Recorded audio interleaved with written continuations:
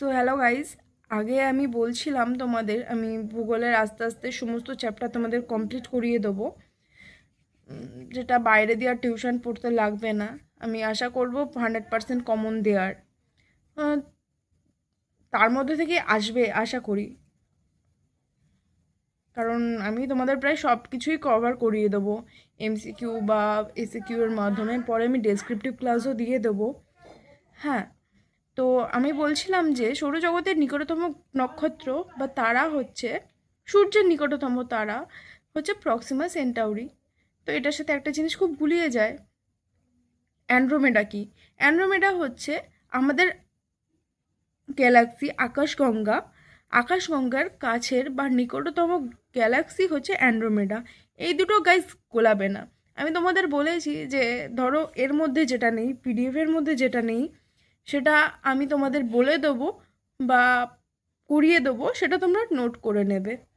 আমি অবশ্যই পুরো টপিকটা সৌরজগতের মধ্যে সব কিছু কভার করে দিতে চেষ্টা করব, মানে করে দেব। আশা করব যে এর মধ্যে থেকে আসবে না, কিন্তু তোমাদের কাজ হচ্ছে নোট করে নেওয়া, কারণ ভালো জিনিস গাইস সবসময় পাওয়া যায় না। তাই যখন দেখছো তখনই বসে নোট করে নাও। যেটা ছিলাম, আমরা ছিলাম বরফের আচ্ছাদন বা আইস ক্যাপ আছে যে গ্রহতে, পৃথিবী এবং মঙ্গলে, কারণ এটা শীতল গ্রহ একটু হলেও আছে।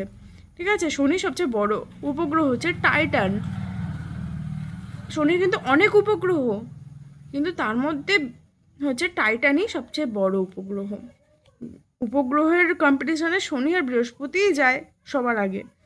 যে গ্রহের বায়ুমণ্ডলের অধিকাংশ কার্বন ডাই অক্সাইড, শুক্র গ্রহের বায়ুমণ্ডলে বেশিরভাগই CO2।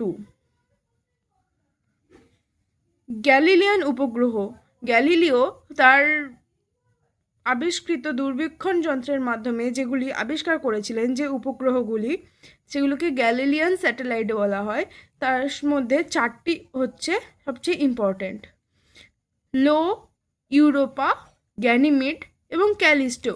রো, ইউরোপা, গ্যানিমিড আর ক্যালিস্টো, তার মধ্যে এটা হচ্ছে বৃহস্পতির উপগ্রহ। বায়ুমণ্ডলের মতন পৃথিবীর যে উপগ্রহের আছে সেটা হচ্ছে শনির, টাইটানের। সৌরজগতের ক্ষুদ্রতম গ্রহ হচ্ছে বুধ। যে গ্রহের সর্বাধিক উপগ্রহ আছে সেটা হচ্ছে বৃহস্পতির, 69টি উপগ্রহ। সবচেয়ে দ্রুত যে গ্রহ সূর্যকে পরিক্রমণ করে সেটা হচ্ছে বুধ,